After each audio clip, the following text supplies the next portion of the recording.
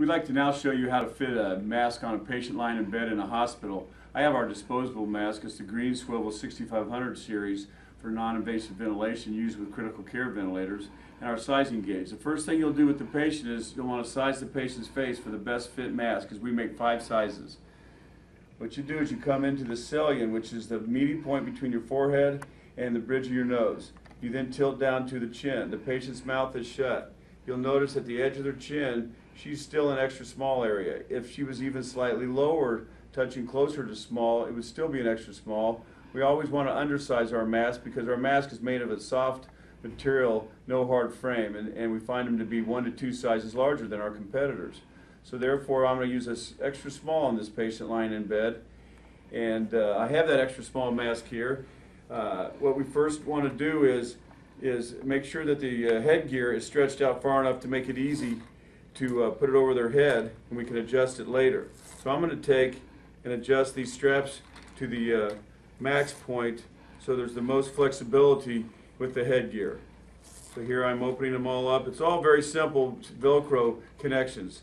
The mask is a soft material and the headgear is a soft material. It's a foam material. I'm now going to release one of the clips, which is the bottom right clip in this case. There's different methods to use for fitting on a patient, but this method is one where I leave the other 3 straps on the mask. I now make the face mask to the patient's face by coming into the chin area first and then rolling back. The mask fits under the chin, will not ride up their face. Okay, next I'll take and have the patient slightly move their head forward and they can go back down. I'll take the bottom strap, I'll simply snap it in there. We have wings on these clips to help you find them and grab them for the technician in the hospital. Now I'll begin the process of snugging it up to their face. So I snug up these 2 positions, snug up these other 2 positions on this side. It's all very simple Velcro material we're working with. This mask has a good snug fit on her face. We'll grab the typical Y circuit for a non-invasive ventilation, which is this one here. They're also made in T-shaped circuits, typical for non-invasive ventilation critical care applications. It's male connections fitting into our female 22 millimeter port on our green swivel. This port over here is for oxygen titration if needed, or pressure setting.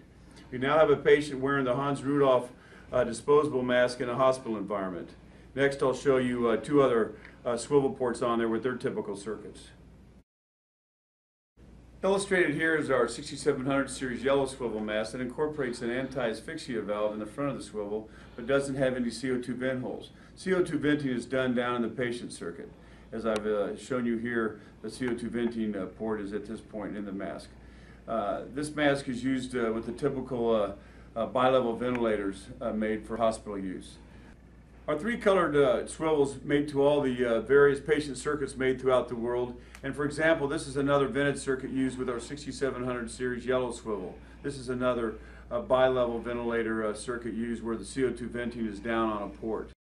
Please note there's a simple release on the swivel port to allow you to take the circuit away from the mask so the patient can be released and move around freely, get out of bed, and then it also comes back and goes on simply when they're ready to be reconnected to the ventilator.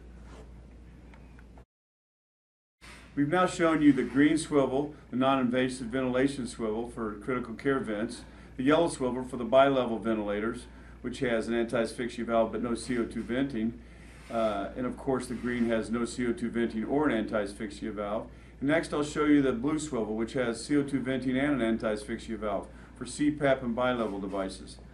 Here we're demonstrating our blue swivel 6600 series disposable mask. This mask has CO2 vent holes in the top of the mask swivel and also anti-asphyxia valve in the swivel. It's used with all your CPAP and bi-level bedside blowers, or a blower ventilator, a bi-level ventilator that doesn't have CO2 venting downstream, because we are CO2 venting in the mask. That would take care of it. Another tube that works with this mask is this typical rubber end cuff 22 millimeter tube on these masks. That's very common, and you'll see more of those in the home care environment.